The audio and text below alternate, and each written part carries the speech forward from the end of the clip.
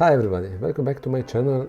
In today's video I just want to tell you kind of basics before you will go into the investments. The basics are basically, if you're in the debt, run out of debt. Even if it's $500, $1,000, $10,000, doesn't matter what's the value of the debt, just get out as soon as possible. After you are out, that you have like zero debt, you should have kind of budget at least, I would say minimum is like 3 months. The good thing is to have at least half a year budget in the case if you will lose your job, in the case once something unexpected expensive came out or something, just budget it, right? So just put aside that amount of money for, I will propose at least for half a year. So 6 months you're expensive. For example, if your expenses are like $1,000 per month, let's say, very easy to calculate, right? You should have on your side at least $6,000 and don't touch this amount, okay? This is just like amount in the case of urgency, in the case of hospital, whatever, some urgency came out that you cannot predict in the future. If you do this, then you can start to think and basically try to optimize whatever it's in your country kind of tax friendly investment, which I would say to a certain point that you don't have to pay taxation on this investment. Find out what is in your country and just, you know, invest that full amount that you can do it for this particular year. If you did this, then you're number 4. It's very easy, then you start to invest. But again, if you are new to stock market, that you basically would like to kind of pick up the stocks, I would suggest don't do that. That's just my personal opinion. What I'm doing currently, I'm investing in S&P 500 ETF, exchangeable trading fund, which means that I'm investing in all 500 companies which are in New York Stock Exchange, and I'm also getting the dividends. Of course, the small amount of the dividends doesn't matter, but during the year, these dividends will start to accumulate. So I'm just telling you guys, don't invest in something that you don't know. That's the number one, that you don't know the company, that you don't know the background, that you don't know the management.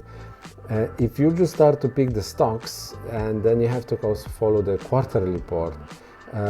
Also those reports basically that show you the cash flow, how the company is performing, and so on. So if you are not, I don't want to actually tell you not to invest in the certain company that if you would like to. I'm just telling you what it's in the background in the case if you will do that. So I'm not against to pick up the stocks, which I did in the past 10 years ago, which it's turned out that 80% I'm in minus, 20% I have really those 2 stocks which are still in the pluses. And basically that's all that I would like to share on the beginning of the year. So it's nothing spectacular, and please don't kind of, you know, see a lot of those guys which are on Instagram and then sharing, I don't know, they are driving Porsche, Mercedes and so on, and that basically they are just getting with the investments in, and they are getting, I don't know, a certain percent of the money, right? Those are all, I would say, from my point of view, fishy a little bit. I'm not saying that all of them are fishy. Just be careful, because you can get really inspired and then you start to make some stupid mistakes.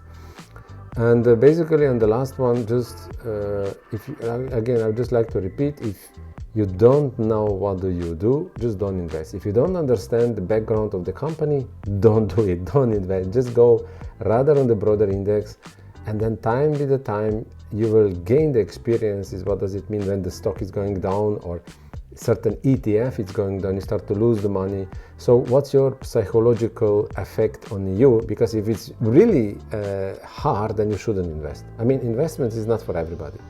If you start to lose money, like actually, you know, many people did, and you start to panicking, or I don't know, you don't sleep, you cannot eat, then this is not for you. Then you just really should go on some bonds, which is like 4, 5, max 6% per year, and that's the guarantee income that you will get, and that's it. Okay guys, if you like this video, please subscribe, please comment below and let me know what are your thoughts and how did you invest, and what's your investment strategy.